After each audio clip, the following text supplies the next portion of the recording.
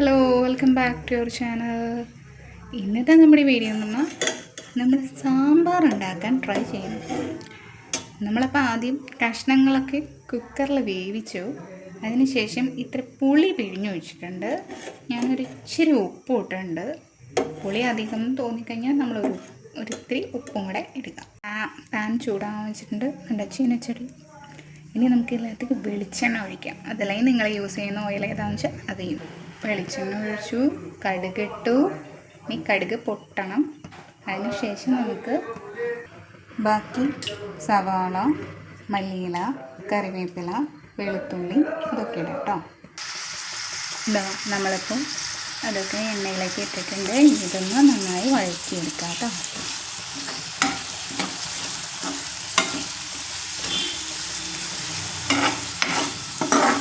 നന്നായി ഒന്ന് മൂക്കണം.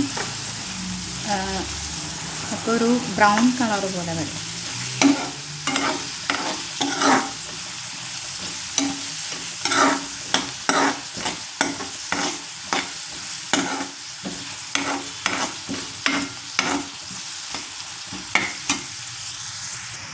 ഇപ്പോൾ ഒരുവിധം വഴണ്ടി വന്നിട്ടുണ്ട്.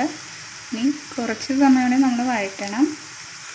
ഇപ്പോൾ ഇതിൻ്റെ കളർ നന്നായിട്ട് ചേഞ്ച് ആയിട്ടുണ്ട്. ലൈറ്റ് ബ്രൗൺ കളറൊക്കെ വരുന്നുണ്ട്. അപ്പോൾ ഇനി ഇതിനകത്തേക്ക് നമുക്ക് കുറച്ച് മഞ്ഞൾപ്പൊടി, കുറച്ച് മുളക് പൊടി, കുറച്ച് മല്ലിപ്പൊടി ചേർക്കാം. നിങ്ങൾ വേവിക്കുന്ന സമയത്ത് മഞ്ഞൾപ്പൊടി ചേർത്തിട്ടില്ല എന്നുണ്ടെങ്കിൽ, അതുപോലെ ഉപ്പ് ചേർത്തിട്ടില്ലെങ്കിൽ അതും കൂടി ചേർക്കണം കേട്ടോ. അപ്പോൾ കുറച്ചും കൂടെ മഞ്ഞൾപ്പൊടി ആഡ് ചെയ്യേണ്ടി വരും.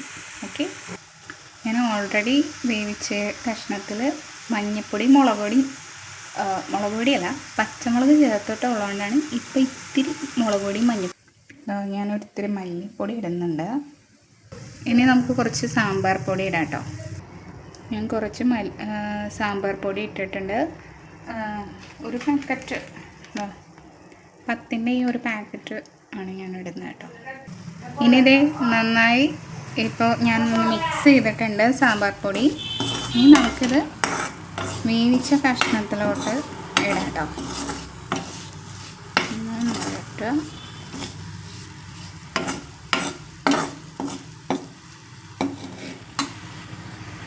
ഇപ്പോൾ അത് മുഴുവൻ ഞാൻ സാമ്പാറിലേക്ക് ഇട്ടിട്ടുണ്ട്. ഇളക്കി കൊടുക്കുക.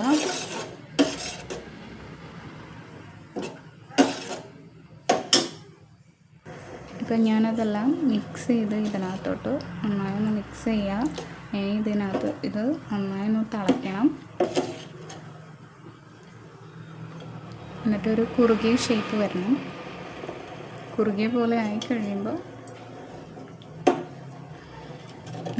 ഉപ്പുണ്ടോ, പുളിയുണ്ടോ, എല്ലാം പാകത്തിനാണോ എന്ന് നോക്കുക. സാമ്പാർ പൊടി നിങ്ങളുടെ ആവശ്യത്തിന് എടുക്കുക കേട്ടോ. നിങ്ങൾ എന്തോരമാണ് വയ്ക്കുന്നതെന്ന് വെച്ചാൽ ആ അളവിന് എടുക്കുക. ഇപ്പോൾ ഇത് തിളച്ച് വരുന്നുണ്ട്, നന്നായിട്ട് തിളച്ച് വരുന്നുണ്ട്. ഇനി ഇത് കുറുകിയ പോലെ ആവണം. ഒന്ന് ഇളക്കി കൊടുക്കുക. ഇടയ്ക്ക് നന്നായി ഒന്ന് ഇളക്കി കൊടുക്കുക. എല്ലാവരും നന്നായി വേവണം.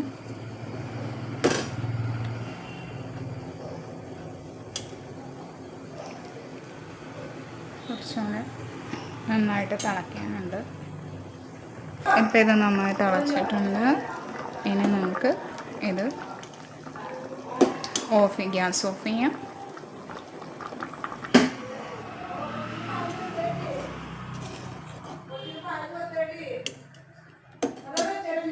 ഇപ്പം നമ്മുടെ സാമ്പാർ റെഡി ആയിട്ടുണ്ട്.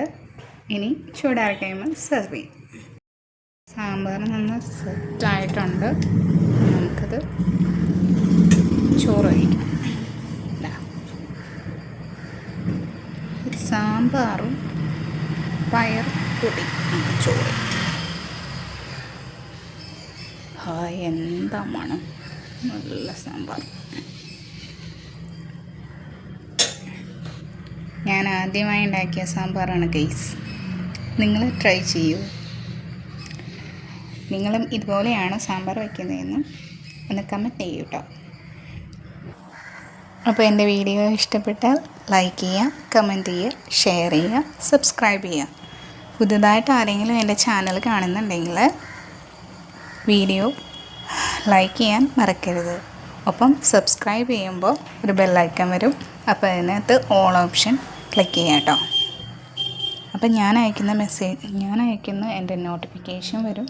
എൻ്റെ വീഡിയോസിൻ്റെ നോട്ടിഫിക്കേഷൻ വരുമ്പോൾ നിങ്ങൾ വാച്ച് ചെയ്യാം. ഓക്കെ. ഒപ്പം നമ്മുടെ ഇൻസ്റ്റഗ്രാം ചാനൽ കൂടെ ഒന്ന് ഫോളോ ചെയ്യാം കേട്ടോ. Okay, bye bye.